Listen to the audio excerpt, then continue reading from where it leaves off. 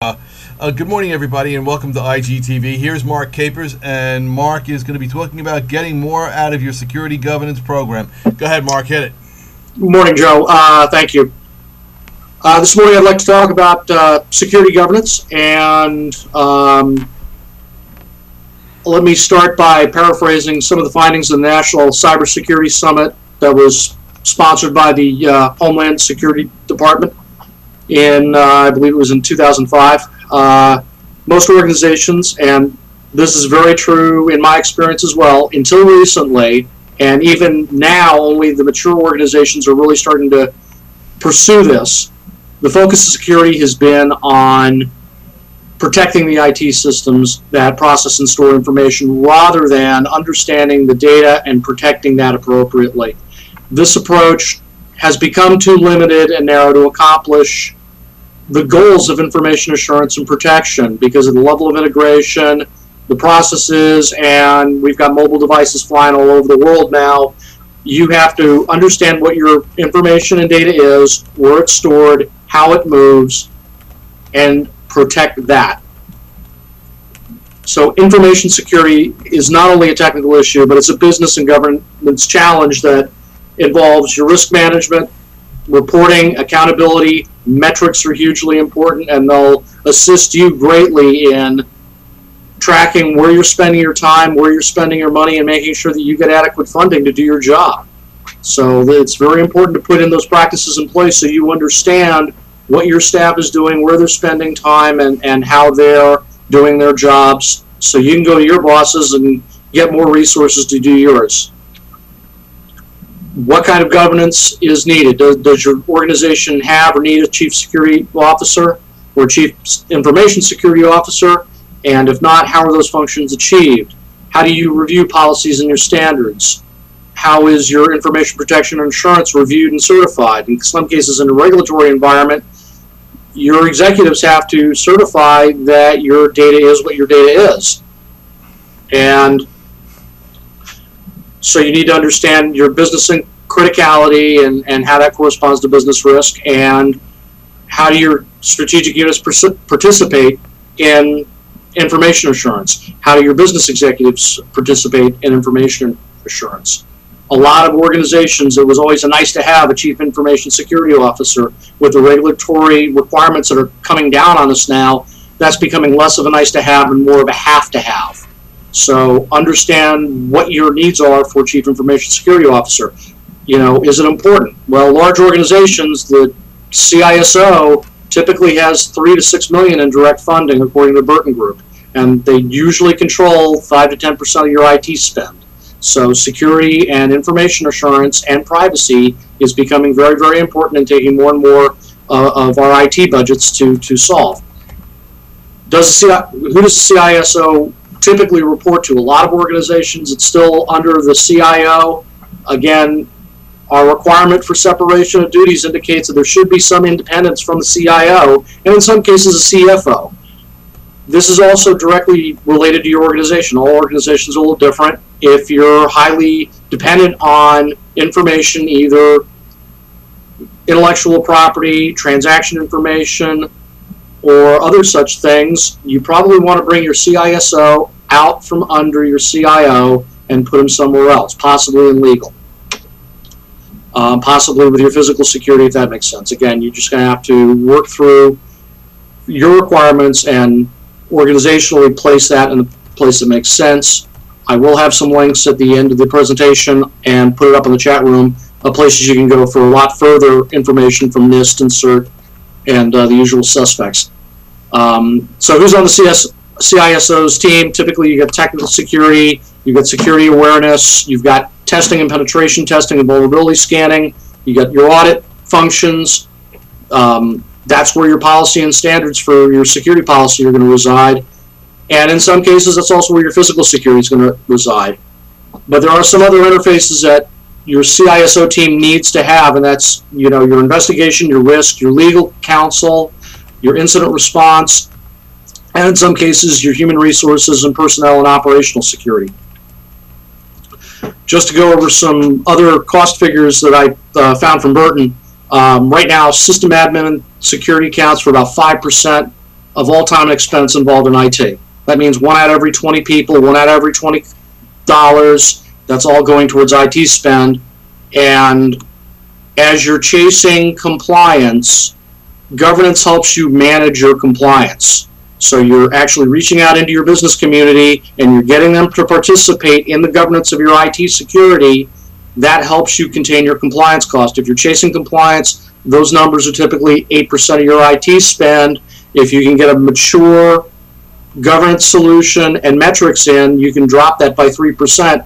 And unfortunately, in today's economic environment, executives are looking for every percent they can off their budgets and off their bottom line. So make sure that you're ahead of the curve on finding those numbers before they start looking at your salary is a good place to start. Compliance costs rise if the programs aren't effective, so make sure your programs are effective. Physical security is going to unfortunately also be required. I don't talk a lot about physical security. My focus is usually information security, but I can't tell you how many organizations that we've done vulnerability assessments and other things where we've walked in and said, we cannot secure the data because your physical security controls are inadequate. So understanding that locking the door has a great deal of effect on your ability to protect your data. And your operational costs dominate. The cost of operating security systems effectively for 1 quarter per year typically exceed the cost of putting it in. So be mindful of your operational costs and try to track metrics on how you spend your time and your team's time on those different security systems. If you have a log management system supporting Sarbanes-Oxley, but only 3 of your business units require that, you probably need to track that so that they can provide you resources specifically with funding because you're helping them secure their data. And that system is not an enterprise system, so it probably needs to get funded by the people using it. Some of the security governance functions and frequencies, again, this is NIST and Burton and some ISSA frequencies. But I'll go over them quickly. Policy and standards, that's typically an annual review process. Audit management, that's quarterly or semi-annually depending upon your audit requirements. And obviously if you have external audits, that's going to be triggered based on those audits. Protection testing, again, the standards and management, that should be reported on quarterly. How often do you vulnerability test your systems? We used to do it for our clients almost continually for the large clients because they had quarterly scanning requirements, and that put a lot of manpower out there scanning all these systems all the time so they could meet their assurance requirements.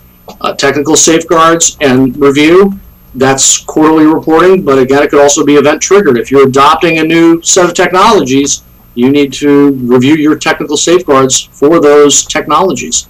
Incident handling processes, those should be an annual review to make sure your incident handling processes cover everything you need, but that part of governance is ongoing. It's continuous. So every time you have an incident, you ought to be reporting on it and reviewing it, depending on your severity. Again, legal and regulatory requirements, that's probably an annual review, but it may also be triggered if there's a new set of requirements that all of a sudden you find yourself subject to. You need to get your arms around that. Physical security, probably need to be reviewing that quarterly if you don't have a physical security team that's doing it continuously. And again, that's, door swipes and, changing lock numbers on access panels, etc. That stuff you got to just continuously do it. Part of the job, I'm afraid. Insurance and risk transfer. A lot of our business risks that we take on in IT security, you want to marry up to your enterprise risk management program, and some of those risks you just want to live with, and you want to make sure that everybody has an understanding of what you're agreeing to transfer and what the potential costs are on that. And again, that's where that whole CIA review of your data comes in, and doing the what-if scenarios with your business leaders, which is really, really critical. And as well as, if you have a mature life cycle from concept to production, you want to look at your architecture standards and your zoning standards and how you process things from development into production. And you probably need to do that at least annually, if not more often, depending upon what technology you use and how often those technologies change. So in a nutshell, 2 areas that I would say focus principally on getting more out of your governance. get your governance board in place, make sure you have adequate representation from all of your critical business groups, vendors, third parties, everybody that constitutes your enterprise that could represent critical business risk you want at the table. You want to make sure that they understand what your information protection requirements. They have to actually define what your information protection requirements are because it's their data. They're the ones that are using it in a business automation setting. So they're going to be able to tell you with some interrogatory the value of that information and how you put it to use and how you protect it, and why some data is valuable than others. And I can't stress this enough. And don't be afraid to push hard back against them and make sure they feel free to push against you. Some things, some business groups, their biggest, most critical information system might be email because that's how they communicate across the nation or the world. And if you're thinking, well, we can lose email for 6 hours and it won't really hurt us, and this group comes back and say, if we lose email for an hour, we're out of business, you're going to want to rethink how you do your email. Also, with regulatory, and I cannot stress this enough, arrange a shotgun wedding between your business leaders and your legal resources.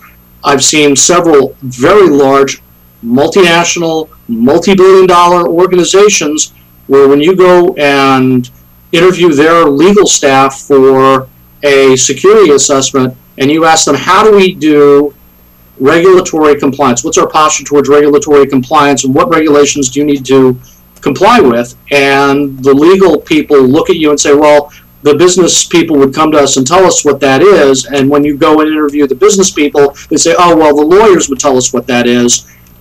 Because there's security in your title, it would probably be in your best interest to sit them all down at a table, or as we like to say in incident response, get all the liars in one room and hammer out those details. Because if an audit comes in or a government regulatory agency comes in, especially somebody like the FDA, if you don't have your story straight, they will put you out of business on the spot, and that's going to be a bad day. So for more information on security governance, I will put up some information from Carnegie Mellon CERT. I will put up the findings from the Department of Homeland Security, National Cybersecurity, and I've got a couple of NIST documents that are handy to help you wring a little bit more maturity out of your governance process, and that's Practical InfoSec. Yeah, Mark, just as I just manipulate this whole thing here, because I'm like 1,000 hands all over the place here, monkeying around with everything. As you were going through this morning, I was also saying, thinking to myself and saying, how important it is with these governance programs to bring this right down to the business unit level. All right, so that these people not only understand the importance of it, but so they derive some of the benefit from it back as well.